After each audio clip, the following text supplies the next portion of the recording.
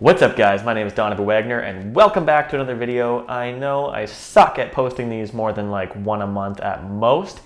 So a couple months ago, because that's how often I post, I made a video about how I retouch my automotive photos. And you know, it had some pretty good feedback to it. Lots of people enjoyed that. So I've also been asked a ton about what my process looks like for retouching portraits, if I use presets, what programs I use, yada, yada, yada. So today we're gonna go over just that. I'm gonna show you guys two different photos, one being taken in studio and one that was taken outdoors, just to show you the difference in my editing flow. And I hope this helps. So without any further delay, let's get into it, guys.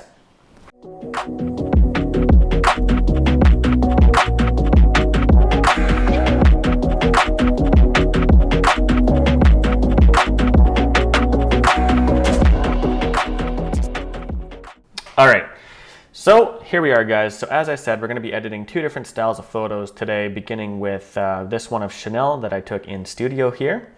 And the other one will be of Mackenzie, who I took this shot of in Calgary just last week.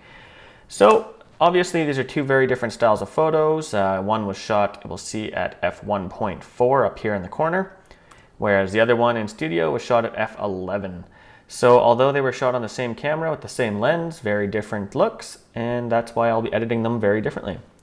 So as far as programs I use, you'll see that I start everything in Adobe Lightroom.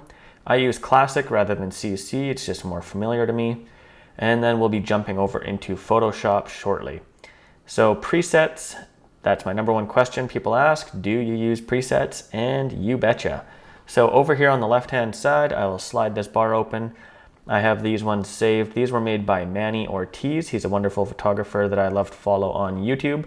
So I will put the link to his presets in the description below. My most go-to preset for him is, funny enough, called Just a Really Clean Look. So it will change all of the things here on the right-hand side. That's what a preset is. It's no different than an Instagram filter. Someone's just gone through and done all of these adjustments through all of these little menus here. And when you click that preset, it just applies all those changes. So if I hit backslash here to show you before, after, obviously that's not a finished product for me. So I just use presets as a baseline, which is, I think, how they should be used. And then it's up to you to go through here and change things as needed. So number one thing you want to make sure is your white balance is on point. So I'll just drop that eyedropper on the backdrop because I know that is just a blank white paper backdrop. So that will mean that just by changing that white balance, you'll see the color tones change a little bit. And this is true to what it should look like. Now, next thing I'm going to do is go through my basic sliders. So these top ones here. White balance we already did by using the eyedropper. Coming down now, exposure looks pretty good. I'm gonna leave it for now. Contrast is default to -6 using that preset. So you'll see if I drop it, we lose contrast, go up, too contrasty. So for now, I'll just leave that where it was. Now shadows, because we have a lot of fine hair and stuff like that, and there is a lot of detail over here on the left-hand side that the hair and makeup artists did. You'll see they went through this effort of crimping the hair here and a lot of detail over here. So we don't want to lose that because they did a lot of hard work. So I'll boost the shadows up just a little bit to see more of that. The highlights, again, because we use strobes, you'll see that the highlights are very adjustable because it was a very powerful light source. So I'll bring that up just a little bit. And then we will have our whites and our blacks, which I will just leave for now. Clarity, by default, using that preset, we'll drop it down 3. It's not enough to ever notice, I don't think. My biggest rookie mistake when I first started editing was I would use this clarity slider way too much. And you'll see lots of people on Instagram or hobbyists, and it's probably the one thing that drives me nuts, but I did it a lot. Then I will start going down. I don't use tone curves in Lightroom. I'd rather do that stuff in Photoshop. So again, I use Lightroom for just the basic sliders up here and the details. So the default for this preset is 60 sharpening. So The radius I will leave, that detail I will leave. Masking is where if you hit Alt or Option, depending if you're on Mac or PC, it'll turn everything to this nice black and white method of seeing what you're sharpening. So of course you don't want to sharpen everything because skin should look nice and smooth. But if you hold Alt and use this slider, you'll see that I just want to sharpen basically all of the edges, the eyes, the details. So that looks pretty good there. Noise reduction, I don't think we're going to have any noise in this photo because it was shot at ISO 100 and using strobes. So I'll just leave it at the default 14, and that's it for detail. Coming down to lens correction, I always use lens correction. Of course, I use third-party lenses, so it doesn't always recognize it. So I will just hit Sigma. It'll find the 85 f1.4. Effects, it has a little vignette on it by default for that, just a really clean look preset. I personally don't like using the vignette tool in Lightroom ever. I much rather use Photoshop. So we will see here now that the photo is looking relatively good. If we've added a little bit of contrast, you can see in the blue on this side of her face. And now I would say this is looking pretty good and we're ready to head over to Photoshop. So I just go ahead, right click the photo, edit in Adobe Photoshop. Okay guys, so now we're over in Adobe Photoshop and you'll see we have our background layer here, which is locked, and I will encourage you guys to always make a duplicate of that layer just by dragging that down to the new layer icon, because we want to edit this as non-destructively as possible. So first thing I'll do with any portrait is I will go through and I'll hit J on my keyboard, which will bring up the patch tool, or depending on what kind of spot healing tool you like to use. The spot healing brush is a very common one for just little spots. The healing brush tool is kind of similar to the stamp tool where you take a sample and it'll repair based on that sample. But personally, I like the patch tool the best because it just allows me to definitely grab stuff and move it to wherever I think it should be. Okay, so starting with the patch tool, I'll basically just want to remove anything that is an imperfection that doesn't represent the model. So if there's just little bits of makeup or glitter or something that's kind of left out of place, I'll just draw around it, drag it to where I want it to sample, and you'll see it's gone just like that. So if there's anything that you want to get rid of, because this is a beauty photo shoot, we can go ahead and just make this look perfect as if it was an editorial work. And yeah, so I always start with the skin retouching. Any blemishes or anything like that that need to go, that's my first step in Photoshop. So I'll speed this little part up here and then we'll get on to the next part.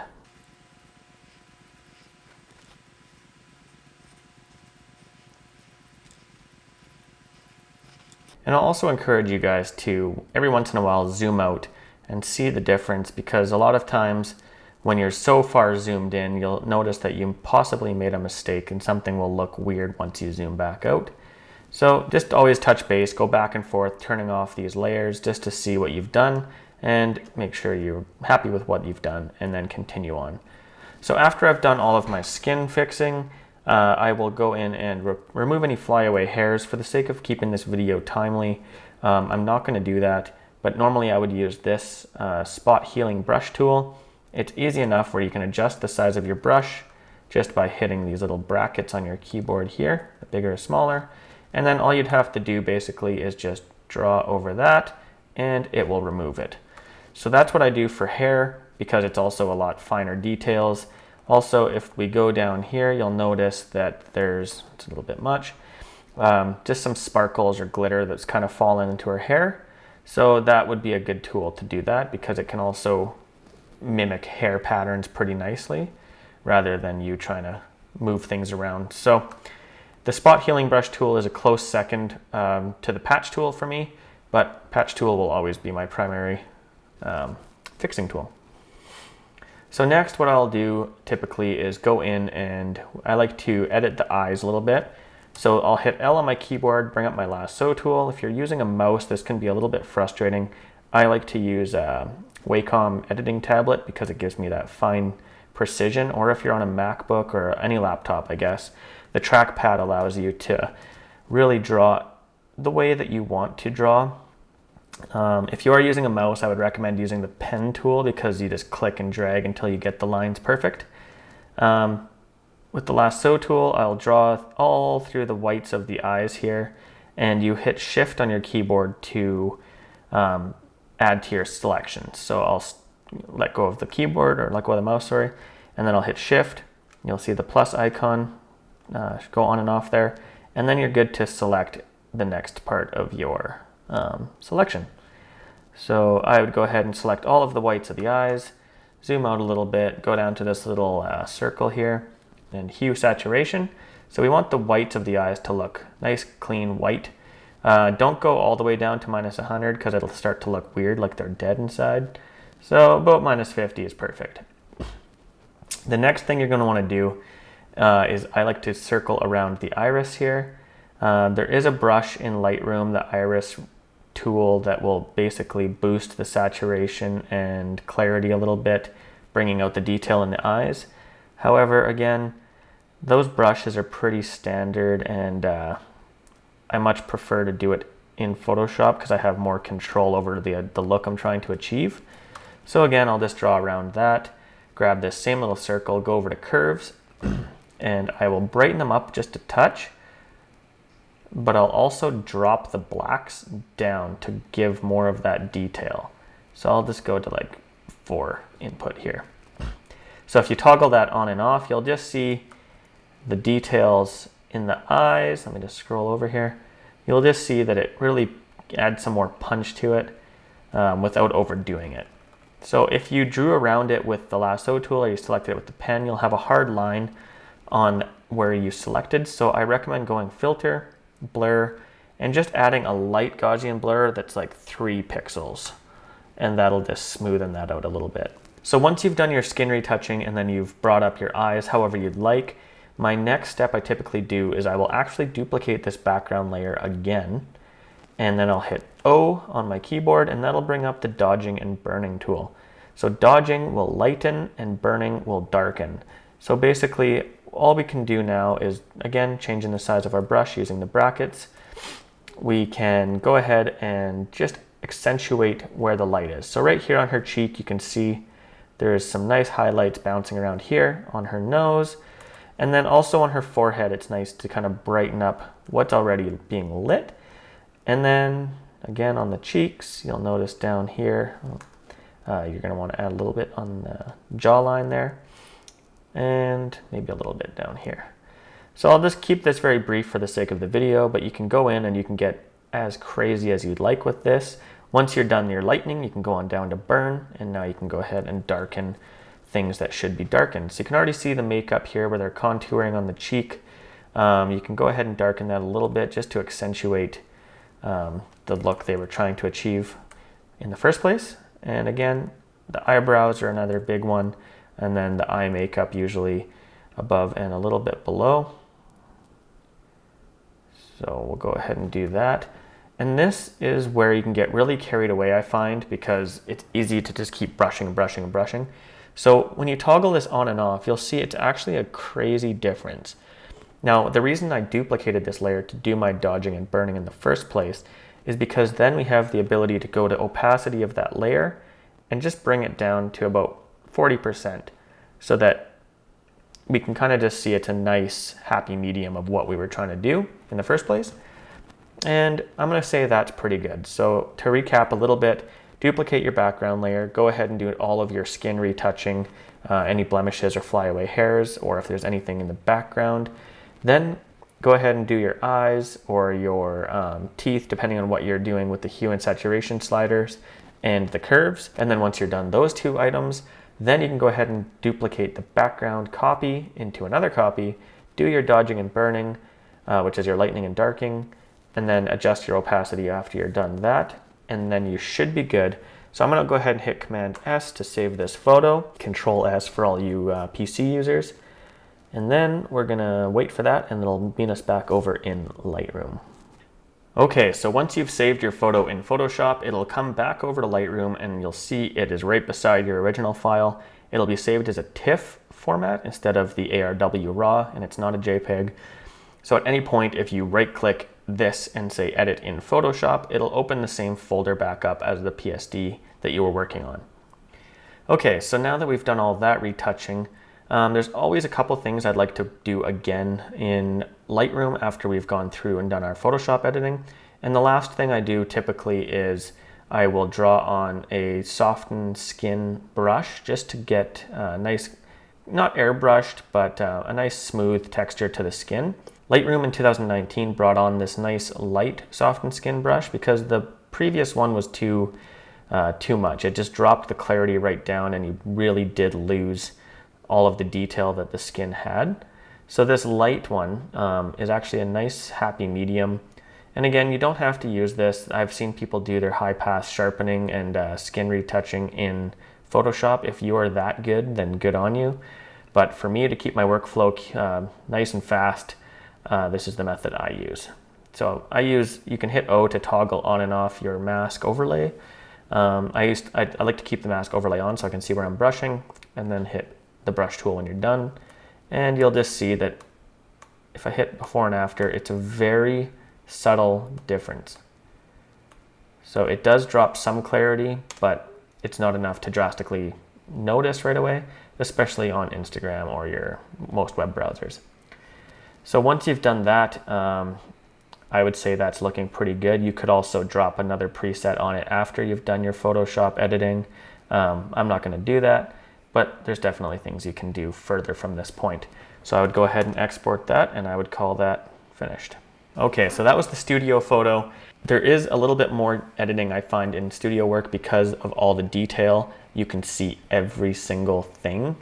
Whereas when you shoot something like this photo here at f1.4, it's naturally airy, it's bright, you know, it looks very beautiful just the way it is. So I find this requires far less editing. So yeah, let's get into this one now. So again, I'll go over to the left here and I will scroll down and find some of these presets. Just a really clean look again is always like 90% of the time the winner, but I'll go through a few of these for you to see. We don't want black and white because it's a beautiful sunny day. This is too bright. Yeah, you know what? We're gonna stick with, you know what? Let's go with Starbucks today, just for the sake of the video. So you'll see it's a little bit bright, so I'm gonna actually drop the exposure slider down a little bit. And what made that so bright in the first place was likely something to do in the tone curves.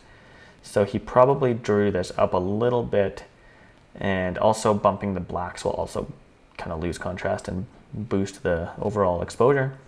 So I'm going to just make a few adjustments to this preset basically, and we'll continue on as though we did before. So I'll still do my detail here. For stuff that's not done in studio, I don't sharpen it as much because I still want it to look nice and smooth and soft. So I'll go ahead and do my detail, then my lens correction, go down and find Sigma. And then, so here's another thing a lot of presets will do, and they're adding grain to it to achieve a film look. So if I zoom in here, we can see that this was a nice clean image taken at f1.4. And what presets will sometimes try to do is say, oh, you know what, let's make it look like it's Kodak film. So they'll throw a grain on it.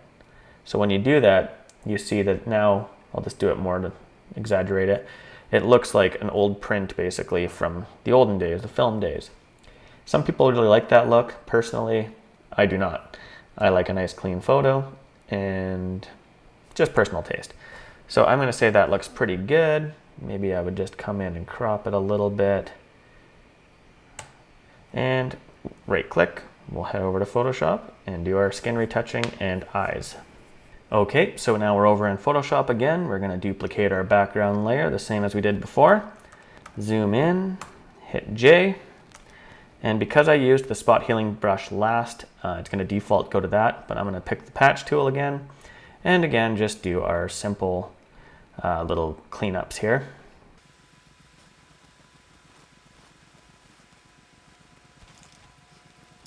Another nice thing about using the patch tool is that if you decide to move something over, but you didn't want to completely get rid of it. So for example,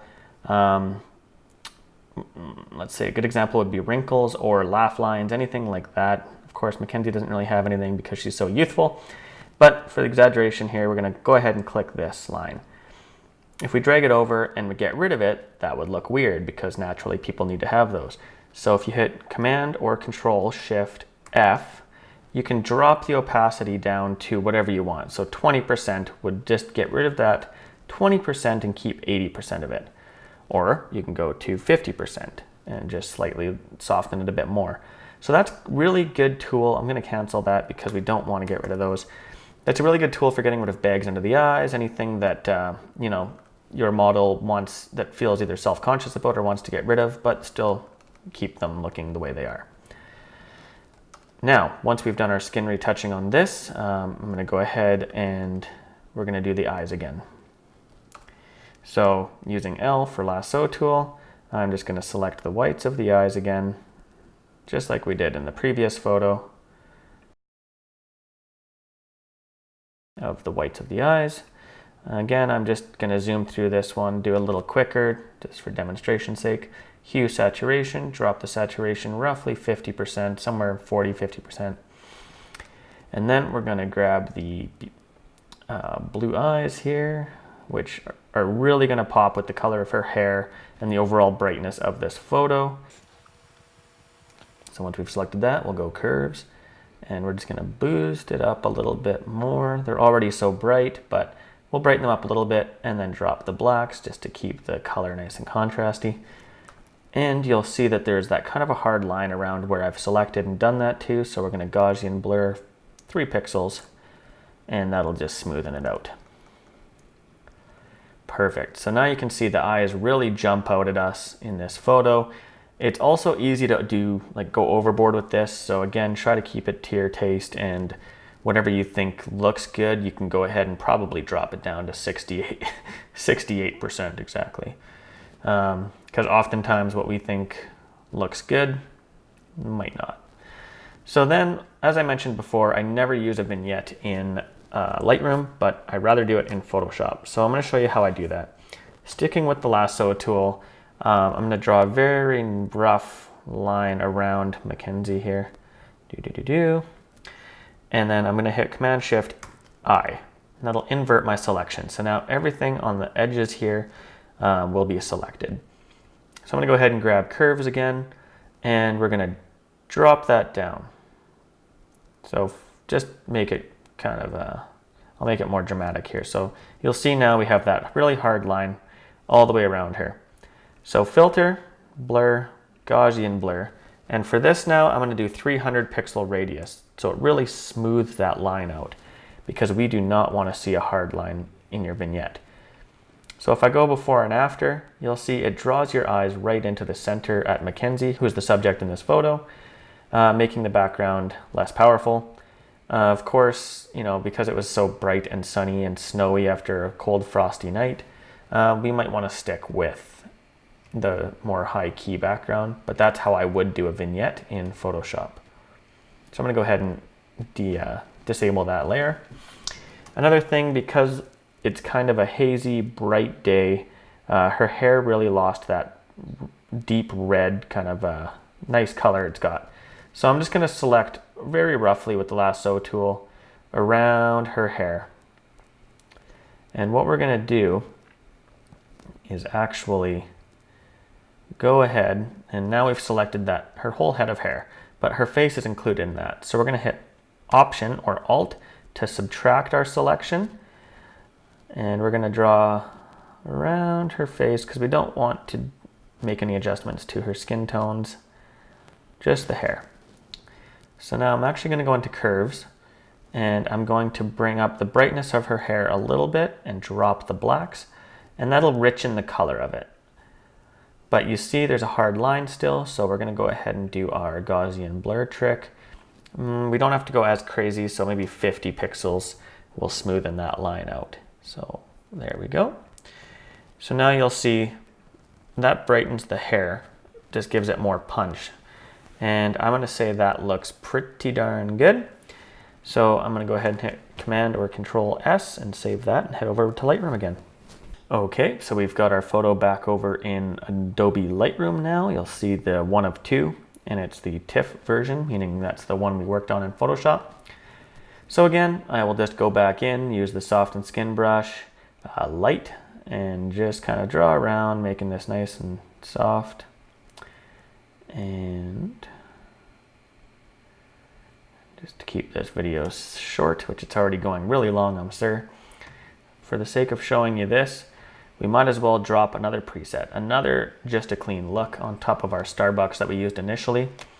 However, I'm not going to use the sharpening side of it this time because we've already sharpened it in the first round, and no vignettes for me in Lightroom. So you'll see it adds a lot more punch even again. So feel free to just play around, use presets as creatively as you'd like. Again, this isn't the right or wrong way to do anything. This is solely how I do it. So I hope this helps you guys kind of get through your editing workflow. Maybe I taught you something, maybe I didn't. There is no right and wrong when you're doing these edits. I'm just going to show you the before and the after. And then if we go back to the studio one, hit reset, before and after. All right, guys, well, I hope that helped you in one way or another. That is how I go about editing my portraits, whether they're done in studio or outdoors. Again, I can't stress this enough. There's no right or wrong. Play around with the sliders, overdo it, because everyone does it at first, and then you'll kind of learn over time. Your taste will change and you'll know what to do a little bit more. So just experiment as much as you can, keep shooting as often as you can, and remember to just keep uploading and keep publishing, because when you look back in 3-4 years, you're going to be shocked. That's all part of the fun, you guys, so just enjoy the process. That's it for today. Hope you guys enjoyed this video. If you liked it, give it a thumbs up. If you didn't, give it a thumbs down. No hard feelings. But either way, I really hope you guys will subscribe to the channel and stay tuned for a good 2020, because I'm going to be doing a lot more videos. I promise I'm not just going to start out strong like this year and then fade off. But yeah, thanks so much for watching. See you guys in the next video.